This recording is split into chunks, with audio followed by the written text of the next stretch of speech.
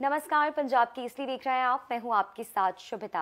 आज से चैत्र नवरात्रों की शुरुआत हो चुकी है और अलग अलग जन्म तिथियों को पैदा हुए जो जातक हैं उनके मनों में ये तमाम सवाल होंगे कि कैसे इन 9 दिनों में माँ के जो विभिन्न रूप हैं उनको कौन सा उपाय अपनाकर उनको प्रसन्न करना है। ऐसे में आपके तमाम सवालों के जवाब आज के हमारे इस वीडियो में आपको मिलने वाले हैं। इसके लिए हमारे साथ इस वक्त स्टूडियो में मौजूद है एस्ट्रोलॉजर आशु मल्होत्रा जी। सबसे पहले आपका बहुत बहुत स्वागत है। नमस्कार मैम, और नमस्कार सभी दर्शकों को, और आप सभी को नवरात्रों की बहुत बहुत शुभकामनाएं। और आज से ही हमारा विक्रमी संवत भी बदला है।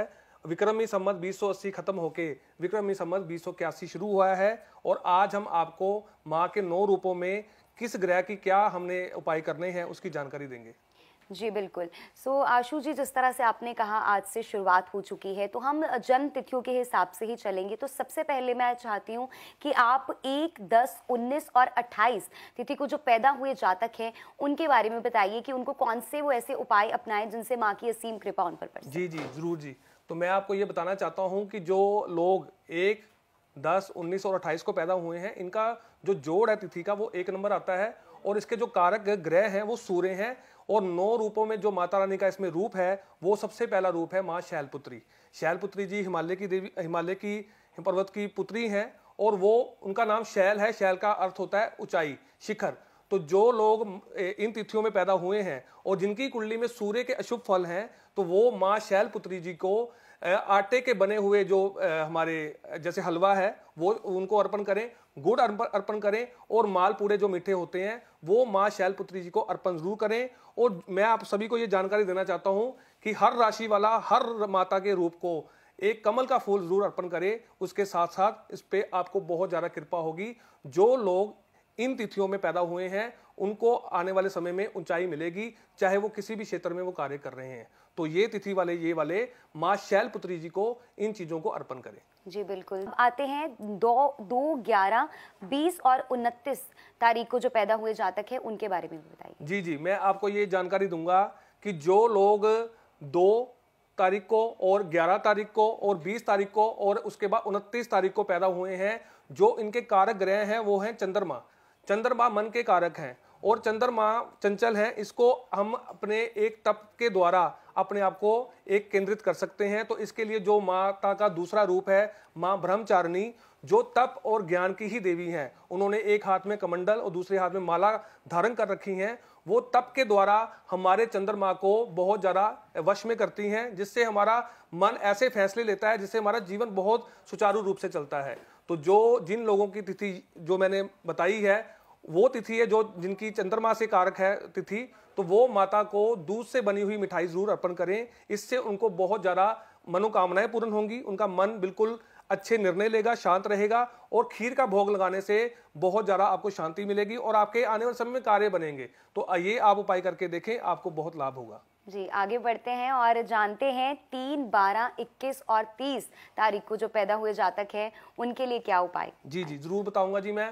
और जैसे कि अभी जो तिथि मैम ने बोली है सारी, वो तिथि ये हमारी कुंडली में ये दिखाती हैं वो बृहस्पति के साथ जुड़े हुए हैं। तो बृहस्पति जिनकी कुंडली में ये 3, 12 और उसके बाद जो तिथि 21 है और 30 है, ये इसका कारक जो है वो देवगुरु बृहस्पति हैं। जो हमारे ज्ञान और हमारी जिंदगी में जो हमारी प्रसिद्धि की जो हवा फैलती है समाज में, वो बृहस्पति के द्वारा फैलती है। तो इसके लिए जो माता का रूप है वो है चंद्रघटा।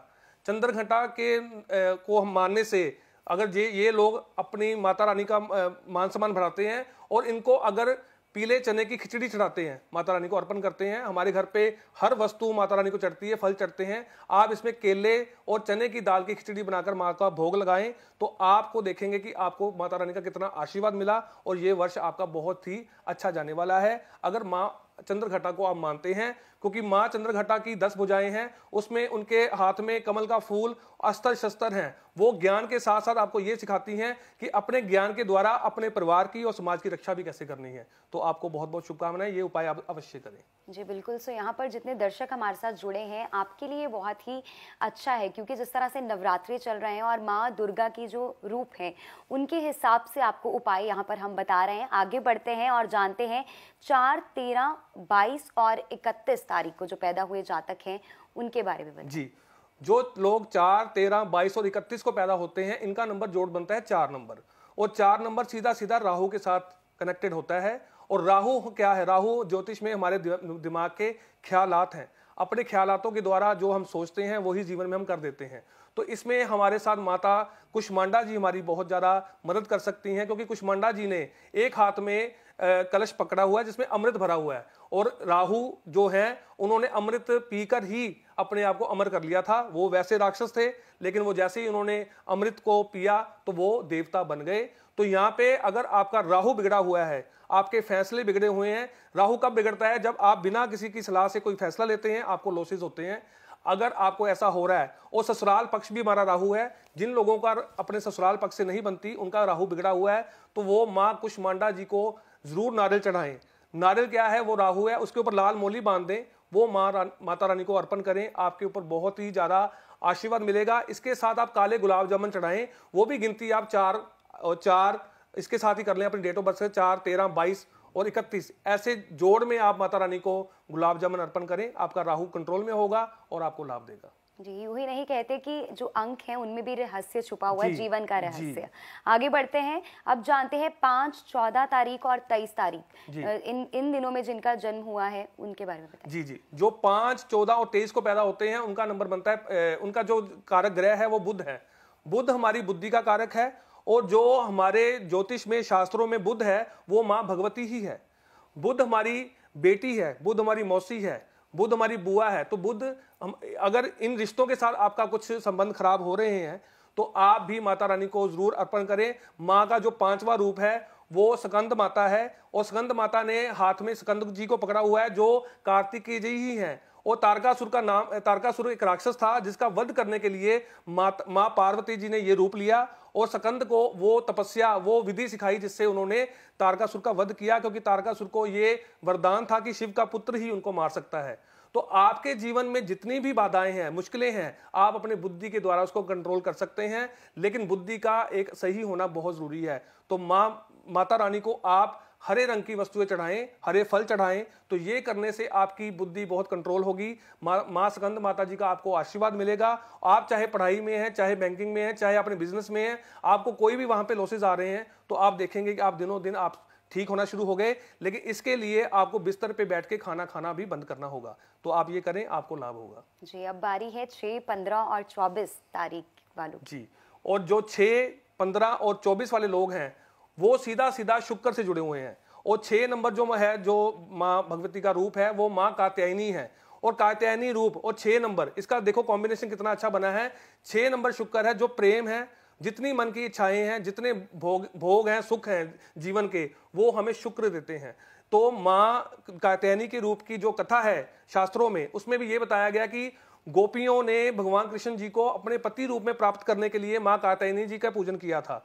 और एक कात्यायन ऋषि जी हुए हैं। कात्यायन ऋषि जी के तप से प्रसन्न होकर माँ पार्वती जी ने कात्यायनी के रूप में उनके घर में जन्म लिया था। तो यहाँ पे जो लोग, जिन लोगों के जीवन में विवाह में बाधा है, विवाह नहीं हो रहे हैं, प्रेम विवाह नहीं हो रहे हैं, वो वहां पे विफल हो रहे हैं, उनको जीवन साथी का सुख नहीं मिल रहा, तो वो माँ कात्यायनी जी को जरूर प्रसन्न करें और उनको सफेद मिठाई जरूर चढ़ाएं। इससे करने से आपको बहुत अच्छा फल मिलेगा। आप उन्हें चावल अर्पण कर सकते हैं, ऐसा करने से आपको बहुत ज्यादा सुख मिलेगा। आप उनको गुलाब के फूल चढ़ाएं जिसपे शहद लगा लें, गुलाब के 6 फूल लें, उन पे शहद लगा के माँ कात्यायनी जी को अर्पण करें। आपको अपने वैवाहिक सुख में, आपको जीवन में जो सुख है उनमें आपको बढ़ोतरी मिलेगी। तो ये आप उपाय करके देखें। जी ज़रूर, ये जो उपाय हैं वो आप अपनाएं और माता रानी की कृपा जो है ज़रूर पाएं। अब आते हैं 7, 16 और 25 तारीख को पैदा हुए जातकों के बारे में। जी जरूर। जिनकी 7, 16 और 25 है, ये सीधी सीधी केतु से कनेक्टेड है। और ज्योतिष और शास्त्रों में केतु को बोला गया है मोक्ष का कारक। केतु हमारा लड़का है, केतु घर में रखा हुआ कुत्ता है। तो ऐसे लोगों को अगर अपने जीवन में बच्चों की तरफ से कोई तकलीफ आ रही है, यानी उनके अगर बेटा है तो वो तरक्की नहीं कर पा रहा, तो वो माँ का जो 7वां रूप है माँ कालरात्रि, उनका पूजन करने से आपकी सारी बाधाएं खत्म होंगी। क्योंकि कालरात्रि का आप नाम ही देख लें कि उनके अंदर वो शक्ति है कि वो हर बंद द्वार, अगर वो हजारों सालों से भी बंद द्वार है ना आपका, तो वो माँ कालरात्रि अपनी एक ही शक्ति से उसको खोल देती हैं। तो इतनी शक्ति माँ कालरात्रि में है। और माँ का जो 7 को अंक है वो केतु का है, वो मोक्ष भी देता है। अगर आप दिल से जुड़ जाएं भक्ति के साथ तो माँ कालरात्रि साक्षात आपको हर दर्शन भी दे सकते हैं सपने में और आपकी हर मनोकामना पूर्ण कर सकते हैं। इसमें क्या करें, आप कालरात्रि जी का जप जिस दिन उनका नवरात्रा 7वां आए तो रात को उनका जप आसन पे बैठकर करें, क्योंकि ज्योतिष में बोला गया है जो आसन है वो केतु है और आपका नंबर भी केतु का ही है। आसन पे बैठ के आप जप करेंगे, आपके ऊपर माँ की असीम कृपा होगी। यहाँ भी आप माता रानी को नारियल जरूर अर्पण करें, क्योंकि उनको वो नारियल बहुत पसंद है, वो जरूर अर्पण करें। और तिल, काले तिल अर्पण कर सकते हैं हम, और साथ में गुलाब जामुन मिठाई आप उनको अर्पण करें, आपके ऊपर बहुत कृपा होगी। जी आगे बढ़ते हैं और अब बारी है 8, 17 और 26 तारीख वाले जातकों की। जो 8, 17 और 26 वाले लोग हैं उनके लिए इस समय, इस वर्ष में तो बहुत ज़्यादा उनको खुशखबरी मिलने वाली है, क्योंकि विक्रमी संवत 2081 के जो 13 अप्रैल से मंत्री बनने जा रहे हैं वो शनि बनने जा रहे हैं। और 8, 17 और जो 26 के जो कारक हैं वो भी शनि देव ही हैं। लेकिन मैं आपको ये बताना चाहता हूँ जिनकी भी डेट ऑफ बर्थ ये है, ये बहुत मुकाम अच्छा पाते हैं, लेकिन धीरे धीरे, क्योंकि शनि बहुत धीरे चलते हैं तो धीरे ही देते हैं। और इनके जो 8वीं जो हमारी माता जी हैं उनका रूप है महागौरी। तो महागौरी ने भी तप के द्वारा, घोर तप के द्वारा भगवान शिव को पति रूप में पाया था, और उन्होंने इतना तप किया कि उनका रंग काला हो चुका था। उसके बाद भगवान शिव ने प्रसन्न होकर उनको गंगा जल के पवित्र जल से जब स्नान कराया तो उनका रंग बहुत ज्यादा गौर वर्ण हो गया, इसलिए उनको महागौरी कहा जाता है। लेकिन उन्होंने शिव को भक्ति के द्वारा कैसे पाया, ये शनि देव ने उनसे वो तप करवाया है। तो ऐसे डेट ऑफ बर्थ वाले लोग अगर महागौरी को का जाप करें, उनको कमल के फूल अर्पण करें, उनको हर तरह के सफेद फूल अर्पण करें, उनको गुलाब के फूलों की माला पहनाएं, उनको इत्र अर्पण करें, इत्र जो जिससे मां भगवती प्रसन्न हो और आपकी सारी मनोकामनाएं पूर्ण करें। ये करने से आपको बहुत ज्यादा आगे जाके तरक्की मिलेगी। लेकिन अगर आपको बड़ा काम करना है तो आपको धैर्य रख के आगे बढ़ना होगा। ये 8 नंबर वालों के लिए मेरी एक हिदायत है। जी, तो ये थी 8, 17 और 26 वालों को जो उपाय बताए गए हैं। अब बारी आती है 9, 18 और 27 तारीख को पैदा हुए जातकों की। जी, तो 9, 18 और 27 इसके जो कारक ग्रह हैं वो है मंगल, और हमारे ज्योतिष में नव ग्रह हैं, उनके जो सेनापति हैं वो भी मंगल हैं। तो नवम रूप जो माता रानी का है वो सिद्धिदात्री है।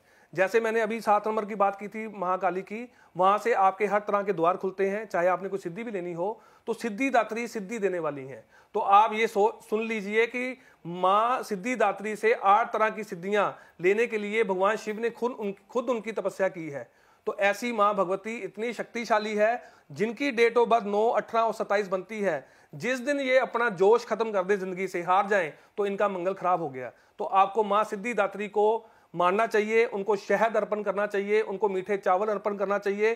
तो ये जो रंग डाल के मीठे चावल बनाते हैं वो आप माता रानी को अर्पण करें, तो आपके ऊपर माँ सिद्धिदात्री इतनी कृपा करेंगी कि आप आगे बढ़ेंगे। और आपके लिए भी ये खुशखबरी इसलिए है कि 9, 18, 27 के जो कारक मंगल हैं वो ही आज से मंगल राजा बने हैं पूरी दुनिया पर, पूरे साल भर के लिए। तो आप ये उपाय कर लें, पूरा साल आपके लिए है। मेरी शुभकामनाएं आपके साथ हैं। तो सबके लिए मैं बताना चाहता हूँ कि हम सब क्या कर सकते हैं। जैसे कि हम माता रानी का वहाँ पे खेतरी बीजते हैं, कलश स्थापना करते हैं, नवग्रह में हम नवरात्रि रखते हैं, घर में वो भोजन सात्विक बनता है, जो हमारे परहेज होते हैं वो रखने बहुत जरूरी हैं।